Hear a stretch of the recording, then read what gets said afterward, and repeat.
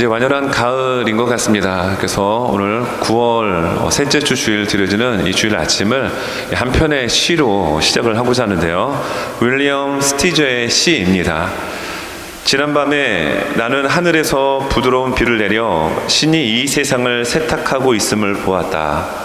그리고 아침이 왔을 때 신이 이 세상을 햇볕에 내걸어 말리고 있는 것을 보았다. 모든 풀줄기 하나, 모든 떨고 있는 나무들을 씻어 놓으셨다. 산에도 비를 뿌리고 물결 이는 바다에도 비질을 하셨다. 지난밤에 나는 신이 이 세상을 세탁하고 있음을 보았다. 아, 신이 저 늙은 자작나무의 깨끗한 밑둥처럼 내 혼의 오점도 씻어 주지 않으려는지 라고 하는 윌리엄 스티저의 시입니다. 비가 내리는 것을 마치 세탁하는 그런 장면으로 묘사한 아름다운 시입니다. 자, 그런데 마지막 부분에 나와 있는 늙은 자작나무의 깨끗한 밑둥처럼 내 혼의 오점도 씻어주지 않으려는지.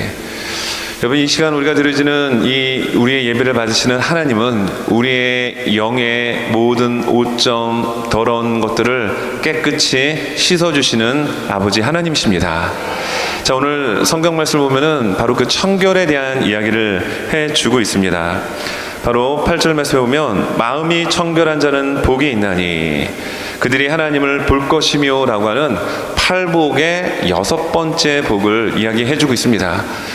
즉 우리의 마음이 깨끗해지고 청결해져야 복을 받는 것이 아니라 우리는 이미 복을 받았기 때문에 마음이 청결해야 된다라는 의미로 예수님께서 말씀해 주고 계시는 겁니다. 자, 그러면 오늘 6번째 복이 마음의 청결에 대한 부분인데, 여러분, 팔복이 시작되어지는 처음의 첫 번째 복은 무엇이었죠? 그렇습니다. 심령이 가난한 자는 복이 있나니 천국이 그들의 것이며. 여러분, 그러면 처음에 나오는 이 첫 번째 복과 6번째 등장하고 있는 마음의 청결한 이 복, 결국 심령이나 마음은 같은 것 아니겠어요? 그런데 이 헬라어 단어를 보게 되면 다른 단어를 쓰고 있습니다. 팔복의 첫 번째 복, 심령이 가난한 자, 바로 그 심령은 푸뉴마라고 하는 단어를 쓰고 있다라는 겁니다. 이 푸뉴마라고 하는 단어는 성경에 어떤 단어가 등장할 때 이 단어가 쓰이느냐? 성령. 여러분, 이 시간 우리가 드려지는 예배를 성령 하나님이 받으십니다. 우리의 심령 가운데 하나님의 성령이 충만히 운행하고 계십니다. 우리의 삶의 자리에도 성령 하나님이 늘 동행하여 주십니다. 그런데 그 성령을 표현하고 기록할 때 항상 쓰이는 단어가 푸뉴마라는 단어입니다. 그런데 팔복의 첫 번째 가난한, 무엇이 가난하다고요? 심령이 가난한 이 심령을 바로 성령이라고 하는 단어, 푸뉴마라고 하는 단어로 쓰고 있다는 얘기예요. 자, 그러면 오늘 8절에 등장하고 있는, 즉 6번째 복, 마음이 청결한 자의 이 마음은 어떤 단어를 쓸까요? 그 푸뉴마를 쓰지 않고 카르디아라고 하는 헬라어 단어를 씁니다. 자, 그러면 팔복의 첫 번째 나오는 심령이 가난한 자의 그 심령과 오늘 6번째 복인 마음이 청결한 자의 이 마음은 우리가 볼 때는 뭐 심령이나 마음이나 같은 것인데, 물론 같습니다. 그러나 약간 조금 굳이 차이를 둔다라고 한다면, 오늘 마음이 청결한 자의 이 마음은 지정의를 담고 있는 혼적인 것을 담고 있습니다. 심령이 가난한 자는 영적인, 그래서 성령이 푸뉴마라고 쓰이고 있죠. 또 심령을 푸뉴마로 쓰이는 것은 하나님의 완전한 성령의 통치함이 있는 것, 세상의 물질과 명예와 인기로는 만족이 되지 않고 오직 하나님 한 분으로 만족이 되어지는 그 상태가 심령이 가난한 자의 상태이기에 천국이 그들의 것이 되어집니다. 그러나 오늘 마음은 다른 단어를 쓰고 있다라는 말입니다. 자, 여기에 나오는 이 지정의는 우리의 인격적인 부분을 다루고 있습니다. 여러분, 우리의 마음, 우리의 인격, 우리의 지정의가 있는 우리의 마음이 여러분 세상의 것으로 온통 쓰레기로 뒤엎여 있다고 한다면 우리는 하나님을 볼 수 없게 될 것입니다. 여러분, 이 시간 예배를 드리는 가운데 하나님을 목도하고 볼 수 있는 주의 은혜가 있길 바랍니다. 여러분, 그렇게 되려면 어떻게 될까요? 우리의 마음이 청결해야 합니다. 우리의 마음이 깨끗해야 합니다. 무엇으로 우리의 마음에 있는 쓰레기, 냄새나는 부패한 모든 죄악의 오물들을 정결하게 깨끗하게 여러분 할 수 있을까요? 오직 예수 그리스도의 보혈만이 우리의 심령을 정결하게, 청결하게, 깨끗하게 하여 줍니다. 그래서 우리는 예배를 드릴 때마다 날마다 주의 보혈로 우리를 정결하게 씻어 주십시오.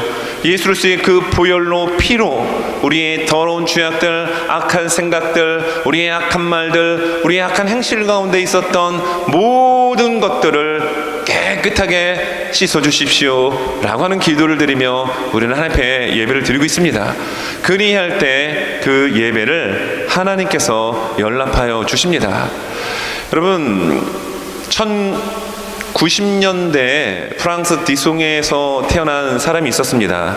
클레 르보 버나드라고 하는 분인데요, 이분은 귀족 가문의 출신이었습니다.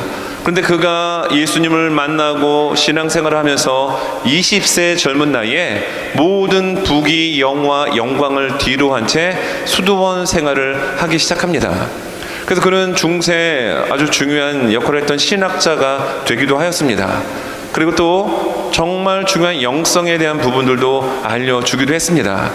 그가 하나님을 보고 하나님을 경험하고 작사한 곡이 찬송가 85장입니다. 여러분, 찬송가 85장 즐겨 부르는 분들도 많이 계실 겁니다. 여러분, 찬송가 85장 1절은 이렇게 시작이 되죠. 구주를 생각만 해도 이렇게 좋거든, 주 얼굴 배울 때야 얼마나 좋으랴. 여러분, 구주를 생각만 해도 이렇게 좋거든, 주 얼굴 배울 때에야 얼마나 좋으랴. 여러분, 예수 그리스도를 생각만 해도 좋으십니까? 여러분, 정말 그분 예수님을 생각만 해도 여러분 가슴이 뛰십니까? 여러분, 그 은혜가 우리에게 있습니다. 그런데 그 주님을, 그 하나님을 뵐 수 있다라면 얼마나 좋을까? 여러분, 버나드는 그렇게 고백하고 있습니다. 예배를 드리고 또 우리의 삶의 자리에서 살아가는 우리 한 분 한 분의 삶 속에 주님을 보는 은혜가 있길 바랍니다. 그래서 주님 보는 것만으로 가슴이 뛰고 감사가 넘치고 만족이 넘치는 소위 말하는 행복한 우리의 신앙의 여정 여러분 될 수 있기를 예수님의 이름으로 축원합니다. 저는 오늘 시간 이 청결이라고 하는 이 단어를 중심으로 두 가지의 말씀을 좀 전하고, 심령, 마음이 청결한 자는 복이 나니 그들이 하나님을 본다라고 하는데, 자, 그러면 그 하나님을 본다라는 것은 어떤 의미인지 말씀을 좀 정리하는 부분에서 다루고 오늘 말씀을 마치고자 합니다. 여러분, 여기에 마음이 청결한 자, 이 청결이라고 하는 언어적 의미는 말 그대로 깨끗함입니다. 순수함입니다. 정결함입니다. 자, 그러면 어떤 사람이 여러분 그 마음이 청결한 자라고 할 수 있을까요? 두 가지로 말씀 전하려고 하는데요, 여러분, 첫 번째가 바로 죄를 미워하는 마음이라는 겁니다. 청결, 깨끗한 상태입니다. 순수한 상태입니다. 정결한 상태입니다. 자, 그런데 이 마음은 죄를 미워하는 마음이라는 거예요. 우리 모두는 다 죄인입니다. 완벽한 인간은 존재하지 않습니다. 다 연약합니다. 죄 가운데 쓰러지고 넘어지는 존재가 우리들입니다. 그러나 마음이 청결한 자는 죄를 가까이 하지 않고 죄를 멀리하는 마음이라는 거예요. 여러분, 성경에 보게 되면은 그 우리의 마음의 죄악된 모습을 예수님께서 고발하는 장면이 나옵니다.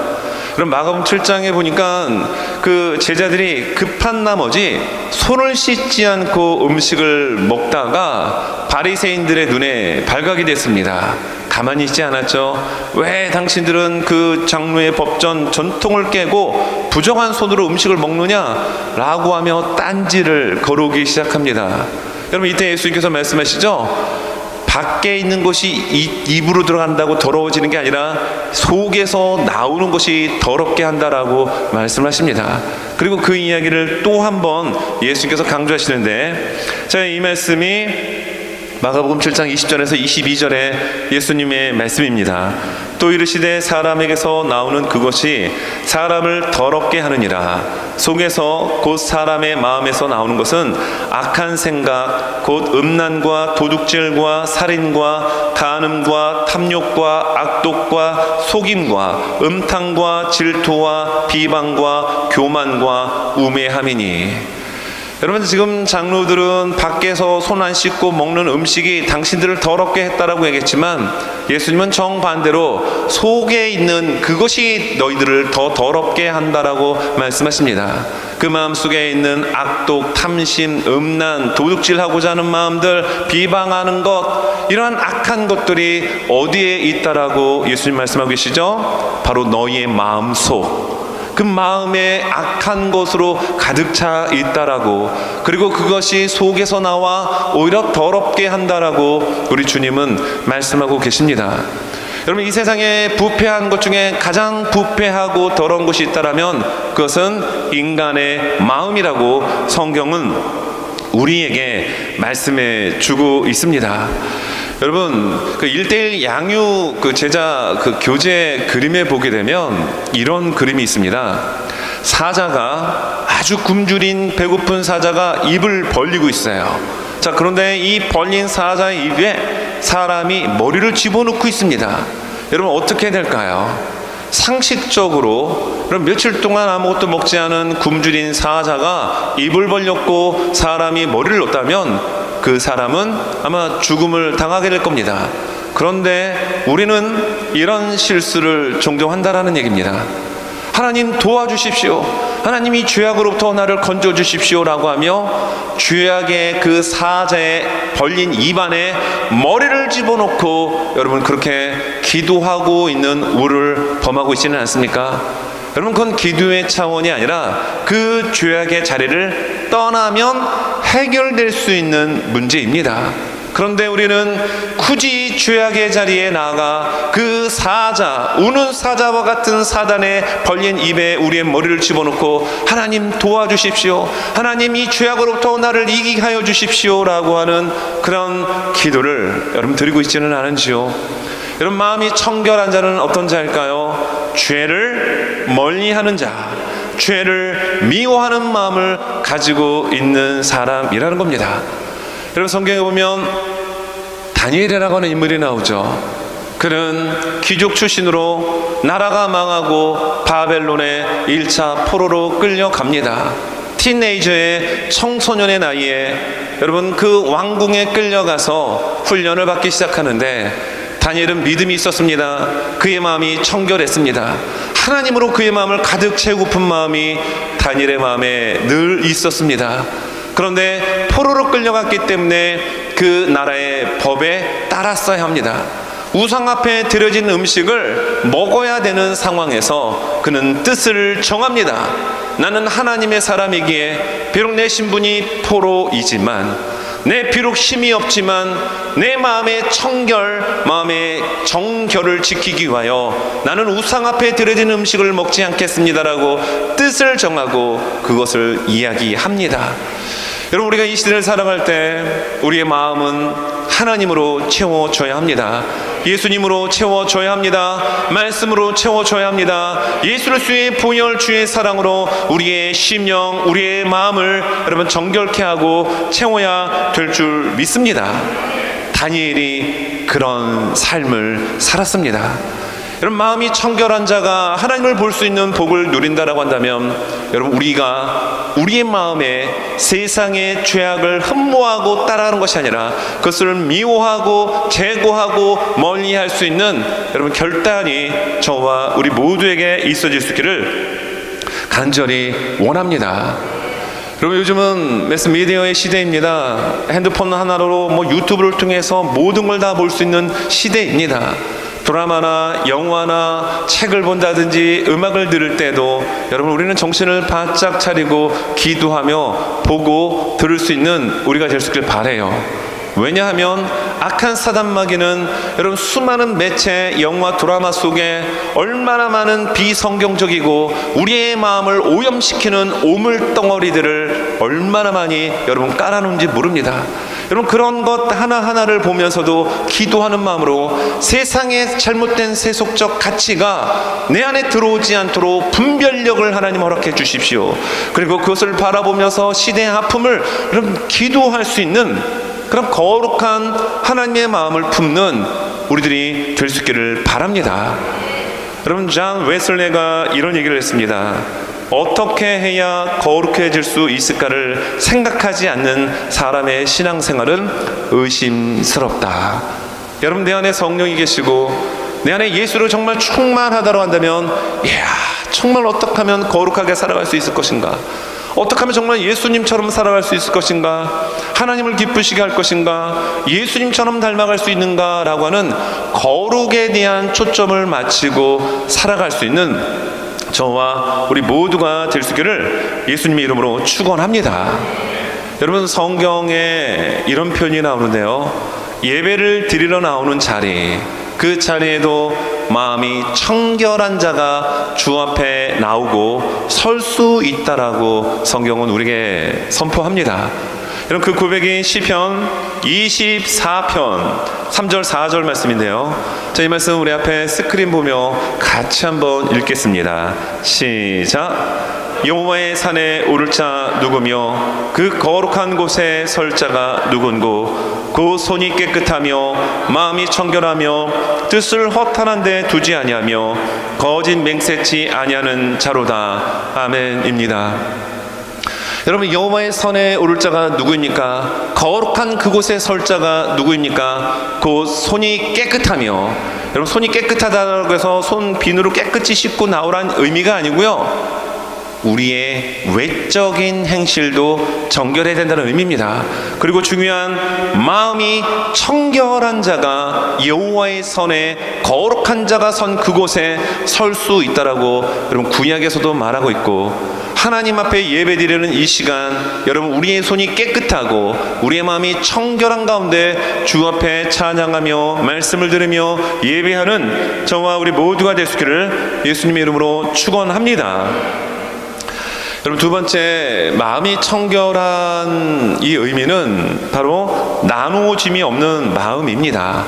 나누어짐이 없는 마음이라는 것이죠. 쉽게 말하면 단순한 마음입니다. 자, 여기 말씀을 보게 되면 8절, 마음이 청결한 자는 복이 있나니. 여러분들은 이미 복을 받았습니다. 왜냐고요? 마음이 청결하기 때문입니다. 근데 이 마음의 청결함은 마음이 나누어지지 않은 하나 된 마음임을 우리에게 알려줍니다. 여러분 덴마크의 철학자였던 키에르키고르가 이런 말을 남겼습니다. 청결이란 우리의 의지가 한 대상만을 향하여 드려진 마음이다. 여러분 청결이란 것이 무엇이라고요? 우리의 마음이 한 대상만을 위하여 드려진 마음이라는 겁니다. 여러분들의 마음은 누구를 향하여 있습니까? 여러분들의 마음은 누구에게 드려졌습니까? 여러분 오직 하나님 한 분, 오직 예수 그리스도, 오직 성령님 하나님께 우리의 마음을 드리고 살아가는 저와 우리 모두가 될 수 있기를 예수님의 이름으로 축원합니다. 갈라진 마음이 아닙니다. 나눠진 마음이 아닙니다. 오직 일편단심 주님만 바라보는 마음, 이것도 보고 저것도 보는 주님도 바라봅니다 라고 하는 마음이 아니라 오직 주님만 바라봅니다 라고 하는 나누어지지 않은 마음, 섞여지지 않은 마음, 하나된 마음을 하나님은 받기 원하십니다. 이것이 마음이 청결한 자의 마음이에요. 여러분 이러한 부분들은 얼마나 중요했으면 여러분 구약의 레위기에서도 참 많이 강조하는데요, 레위기 19장 19절의 말씀을 보게 되면 가축이 있습니다. 그럼 그 가축을 다른 종류의 가축과 교미시키지 말라라고 명령합니다. 이 규례를 지킬지어다 명령하고 있어요. 그리고 밭에 씨를 뿌릴 때 다른 두 개의 종류로 섞어서 뿌리지 말라라고 명령하십니다. 옷을 입을 때도 너희는 하나님의 거룩한 백성이기 때문에 마음이 청결한 자의 삶을 살아가야 되기 때문에 옷 또한 마찬가지로 다른 두 종류로 섞은 직조된 옷을 입지 말라, 이렇게까지 명령하고 있습니다. 무슨 얘기일까요? 다른 것이 섞인 인생 대해서는 안 된다는 겁니다. 여러분, 우리의 마음에 한쪽은 재물을 섬기고 한쪽은 하나님을 섬길 수 있습니까? 그것은 불가능합니다. 두 주인을 섬길 수 없느니라 우리 하나님의 아들 예수님께서 말씀해 주셨습니다. 여러분, 우리의 마음에 오직 예수로만, 성령님으로만, 하나님으로만 여러분 가득 채움받는 하나된 우리의 심령 마음밭이 될 수 있기를 바랍니다. 여러분, 구약의 북이스라엘의 민족의 모습을 보게 되면 너무 마음이 아팠습니다. 왜냐하면 하나님께서 여로보암 2세 때 그 북이스라엘이 부강한 나라가 될 수 있도록 국제 정세를 만들어 주셨어요. 북이스라엘이 잘나서가 아닙니다. 여로보암 2세가 능력이 있어서가 아닙니다. 하나님께서 잘 살 수 있는 환경을 만들어 주신 겁니다. 외적, 내적으로 만들어 주셨습니다. 그래서 북이스라엘의 가장 전성기 시대였던 여로보암 2세 시대에 그들이 하나님께로 돌아올 줄 알았어요. 그러나 그들이 누린 모든 것들을 가지고 우상을 섬기는 일에 더욱 매진했습니다. 여러분, 호세아서 10장 2절 말씀에 보면, 그래서 호세아 선지자가 탄식하며 이런 얘기를 합니다. 자, 이 말씀도 같이 한번 스크린 보면 읽겠습니다. 시작. 그들이 두 마음을 품었으니 이제 벌을 받을 것이라. 하나님이 그 제단을 쳐서 깨뜨리시며 그 주상을 허시리라. 자, 이 말씀을 왜 하고 계시냐면, 하나님께서 이스라엘을 포도나무로 택하셨습니다. 그래서 풍성하게 소출을 거둘 수 있도록 복을 주셨습니다. 그런데 그걸 가지고 우상단지를 만들기 시작합니다. 왜일까요? 그들이 하나님을 섬기지 않았나요? 나름대로 그들은 하나님을 섬겼습니다. 예배 드렸습니다. 제사했습니다. 그러나 그들은 또 우상과 세상을 섬겼다라는 거예요. 내 마음속에 하나님도 계시고 세상도 존재하는 그들의 마음이었습니다. 그래서 이야기하는 겁니다. 두 마음을 품었으니 이제 벌을 받을 것이라. 여러분, 시편 119편 113절도 이렇게 말씀하고 있는데요. 자, 이 말씀도 같이 한번 읽습니다. 시작. 내가 두 마음 품는 자들을 미워하고 주의 법을 사랑하나이다. 여러분, 두 마음을 품는 자들은 미워한다라고 여러분 시편 기자가 말합니다.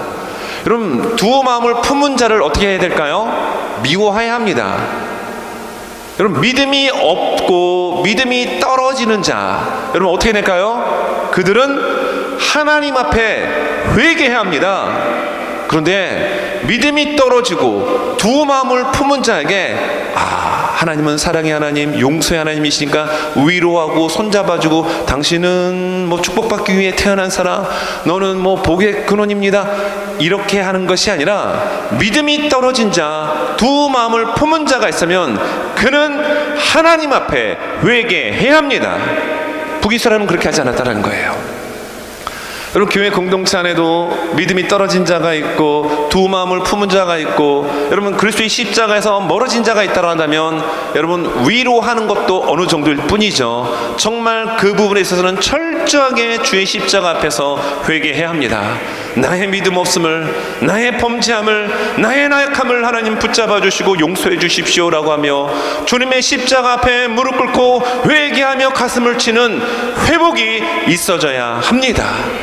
그런데 믿음이 없는 자에게 위로하고 두 마음을 품은 자에게 위로하고, 이게 아니라는 거예요. 북이스라엘의 모습이 그런 모습이었습니다. 그리고 남유다의 모습 또한 별반 다르지 않았습니다. 여러분, 그래서 야고보서는 4장 8절에서 이렇게 이야기합니다. 자, 이 말씀 같이 화면 보며 읽겠습니다. 시작. 하나님을 가까이 하라. 그리하면 너희를 가까이 하시리라. 주인들아, 손을 깨끗이 하라. 두 마음을 품은 자들아, 마음을 성결하게 하라. 여러분, 야고보서는 행동 강조하고 있잖아요. 알고 있는 지식이 중요하지만 그 지식이 우리의 믿음과 삶을 변화시키지는 않습니다. 알고 있는 지식을 가지고 행동으로 옮길 때 그곳에서 역사가 일어난다. 그래서 행위에 대한 당위성, 행위에 대한 강조를 야고보서가 참 많이 강조하고 설파합니다. 자, 그런데 뭐라고 얘기하고 있죠? 말씀하고 있는 것처럼 두 마음을 품은 자들아, 마음을 성결하게 하라. 두 마음을 품은 것과 깨끗하게 하는 성결함에 대한 것을 이어서 말씀하고 있습니다. 여러분, 마음이 청결한 자는 어떤 사람일까요? 두 마음을 품은 자가 아닌 오직 하나의 마음으로 하나님만 바라보는 자, 예수 그리스도만 바라보는 자, 성령님만 바라보는 자가 여러분 마음이 청결한 자입니다. 우리의 마음이 오직 그렇게 두 마음이 아닌 주의 마음을 품고 주님만 바라볼 수 있는 저와 우리 모두의 삶이 될 수 있기를 간절히 원합니다. 여러분, 마음이 청결한 자는 죄를 미워하는 마음을 가진 자입니다. 두 번째는 단순한 마음이에요. 나누어지지 않은 마음, 섞여지지 않은 마음, 오직 예수로만, 오직 성령 하나님으로만 하나된 마음. 안경을 끼신 분들은 좀 아실 거예요. 공감이 되실 겁니다. 여러분, 안경에 여기에 막 얼룩이 묻어있고 지저분한 게 묻어있으면 글씨 잘 볼 수 있나요? 눈이 워낙 좋으신 분들은 글씨를 보실 수 있겠지만 저 같은 경우는 안경에 뭐가 묻고 조금만 얼룩이 좀 껴있으면은 글씨가 잘 안 보입니다. 그런데 안경을 깨끗이 닦이면은 잘 보입니다. 그럼 마음이 청결한다는 얘기는요, 마음에 있는 모든 죄악들, 악한 것들, 정말 마귀가 던진 쓰레기 같은 모든 것들을 깨끗이 치운 상태입니다. 여러분, 보통 집집마다 정해진 그 날짜의 시간에 그 쓰레기차가 와서 쓰레기를 이렇게 회수해 갑니다. 근데 쓰레기를 싹 비운 쓰레기통을 보면은 깨끗해지죠. 그런데 그 비우지 않은 쓰레기통을 보면 어떻죠? 온갖 그냥 쓰레기로 가득 차서 냄새가 나고 여름철에는 썩기도 하고 파리때가 모여들기도 합니다. 내 마음이 청결해지면, 예수 그리스도의 보혈로 깨끗해지게 되면 하나님이 보이게 됩니다. 두 마음을 품으면요, 이게 겹쳐 보이기 때문에 제대로 안 보입니다. 여러분, 마음이 청결한 자는 하나님을 볼 수 있다라고 그 복에 대한 이야기를 하고 있어요. 자, 그러면 하나님을 본다는 의미는 어떤 의미일까요? 여러분, 이 하나님을 본다는 의미는 하나님을 경험을 통하여 깊이 체험하고 깨닫게 된다는 뜻입니다. 여러분, 하나님 보실 수 있나요? 여러분, 하나님 보신 분 계십니까? 여러분, 하나님 보면 성경은 죽는다라고 얘기합니다. 실제로 출애굽기 33장에 모세가 주의 영광을 보여주십시오 라고 했을 때 하나님께서 모세를 손으로 이렇게 덮으시고 이렇게 보여준 장면이 나옵니다. 근데 얼굴을 본 게 아니라 하나님의 등을 보는 사건이 나옵니다. 하나님의 얼굴을 본 자는 죽습니다. 인간은 죄인이기 때문에 그렇습니다. 감히 하나님의 그 거룩함을 어떻게 볼 수 있습니까? 우리는 하나님을 보더라도 경험을 통해서, 말씀을 통하여, 체험을 통하여 부분적으로 본다라는 사실이에요. 하나님을 볼 수 있는 은혜가 우리에게 있길 바랍니다. 그 보는 은혜는 눈으로 보는 것이 아니라 내 삶 가운데 하나님이 체험되어지고 하나님이 경험되어지고 그 하나님의 이름을 높여드리는 주연회가 우리 교회 공동체 안에 많이 있어질 수 있기를 예수님의 이름으로 축원합니다. 여러분, 아브라함에게 있어서 하나님은 어떤 하나님으로 경험되었을까요? 아브라함은 하나님을 어떻게 목도했을까요? 전능하신 하나님으로 아브라함은 하나님을 보았습니다. 경험했습니다. 여러분, 100세의 나이에 자식을 낳았습니다. 전능하신 하나님, 능력의 하나님, 그리고 그의 나이가 한 120세쯤 됐을까요? 이삭이 틴에이저쯤 됐을 때 어느 날 갑자기 창세기 20장에 그 아들 모리아산 어느 지점에 데려다가 제물로 바쳐라. 그런데 아브라함은 전혀 고민하지 않고 그것을 행동으로 즉각적으로 옮깁니다. 왜 옮겼을까요? 전능하신 하나님을 믿었기 때문입니다. 하나님이 주신 아들, 이 아들을 통하여 하나님이 하늘의 별처럼 바다의 모래알처럼 거대한 민족을 만드시겠다라 말씀하셨사오니 내 아들을 내가 죽여도 하나님은 살리실 것이다. 하나님의 능력, 하나님의 전능함을 아브라함은 믿었습니다. 아브라함이 본 하나님은 능력의 하나님이셨어요. 여러분, 그러면 다윗이 경험한 하나님은 어떤 하나님이셨을까요? 다윗이 경험한 하나님은 인도하시는 하나님이었습니다. 여호와는 나의 목자시니 내가 부족함이 없으리로다. 여러분, 다윗의 이 고백이 우리 모두의 고백이 되길 바랍니다. 하나님이 나의 목자가 되신다는 얘기는 앞을 잘 구별할 수도 없고 낭떠러진지 맹수가 있는 곳인지 구분할 수 없는 나에게 하나님이 목자가 되어주셔서 가시면 무조건 난 그 길을 따라갑니다. 하나님이 나의 가이드요 나의 인도자십니다. 이것이 다윗이 경험한 하나님이었습니다. 또 용서의 하나님을 다윗은 경험했어요. 사무엘하 11장에 밧세바에 넘지 말아야 할 선을 넘었던 다윗, 그러나 나단 선지자의 그 비유 앞에 내가 그 죄인이라고 곡돌아지며 통회하고 눈물을 흘렸을 때 하나님은 다윗을 안아주셨습니다. 하나님은 다윗을 용서하여 주셨습니다. 다윗이 본 하나님, 다윗이 경험한 하나님은 용서의 하나님이셨어요. 여러분, 아프리카 백인으로서는 처음 땅을 밟았던 선교사님이 계셨습니다. 리빙스턴이었습니다. 여러분, 어떻게 그 백인이 그 아프리카 땅 전역을 다니며 주의 복음을 증거할 수 있었을까요? 그는 하나님으로부터 말씀을 받았습니다. 내가 너와 세상 끝날까지 함께 하리라. 이 말씀 받고 백인 출신이었던 리빙스턴은 그 미개한 나라, 오지의 나라, 아프리카 이곳저곳을 다니며 주의 복음 예수 그리스도를 증거하였습니다.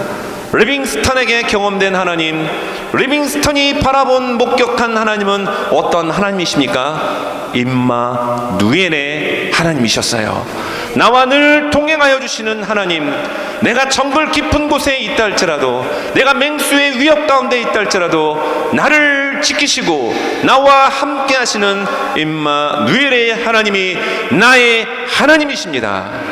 리빙스턴의 고백이었습니다. 여러분들은 하나님을 어떻게 목도하고 여러분 보고 계십니까? 저는 날마다 기도할 때마다 살아계신 하나님을 고백하며 기도합니다. 내 삶 가운데 계신 하나님은 살아계신 하나님이셨어요. 가난했던 집안에 정말로 하나님의 은혜로 공부하게 하시고 예수 믿게 하시고, 그리고 한국을 경험케 하시고 말레이시아를 경험케 하시고 LA를 경험케 하시고 이곳 동부 뉴저지를 경험케 하시며 목회할 수 있도록 지금까지 인도해 주신 하나님의 손길을 볼 때 저는 살아계신 하나님을 고백하지 아니할 수 없습니다. 여러분들에게 경험된 하나님이 어떤 하나님이십니까?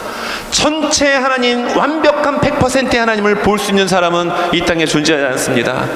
부분적이지만 경험된 하나님, 체험된 그 하나님, 그 좋으신 하나님이 바로 우리의 하나님이십니다. 마음이 청결한 자, 내 안에 죄악을 쓰레기를 던져버리고 오직 한 마음으로, 단순한 마음으로 주님만 바라보며 주님이 싫어하는 죄악의 쓰레기들을 치워버리고 주님 앞에 나아갈 때 주께서는 우리의 눈에 하나님이 보여질 수 있도록, 하나님이 경험될 수 있도록 역사하여 주십니다. 그런 말씀을 정리합니다. 여러분, 코로나가 발생된 지 거의 한 4년 반이 넘었습니다. 요새는 뭐 코로나 걸려도 감기로 거의 뭐 이렇게 취급을 합니다. 그러나 거의 한 3년 한 6개월, 그쵸? 3년 반 전, 4년이네요. 그쵸? 예. 4년 반 전에 코로나 걸렸다가는 큰일 났었죠. 그때 우리가 3가지를 잘 훈련을 받았습니다. 코로나 기간에 배웠던 첫 번째는 손 씻기였어요. 밖에 나오면 무조건 손 씻는 거였습니다. 차를 타도 세정제로 손 씻는 거였습니다. 두 번째는 마스크 쓰는 거였습니다. 세 번째는 사회적 거리를 두는 것이었습니다. 악한 사탄 마귀는 우리의 마음에 여러분 온갖 쓰레기들을, 온갖 죄악의 바이러스를 뿌리고 다닙니다. 여러분 손 씻어야 합니다. 그래야 예방할 수 있는 것처럼 우리의 손을 씻는 것은 바로 회개입니다. 우리의 죄악을 주의 십자가 앞에 주의 보혈로 날마다 씻고 회개하는, 그래서 정말 청결과 정결과 순수한 우리의 마음을 유지할 수 있는 우리가 되어야 합니다. 마스크를 쓴다는 얘기는 무슨 뜻일까요? 여러분, 마스크를 쓰는 것은 외부의 바이러스가 오는 것을 막아주는 거잖아요. 여러분, 우리는 말씀을 읽어야 합니다. 말씀 묵상해야 합니다.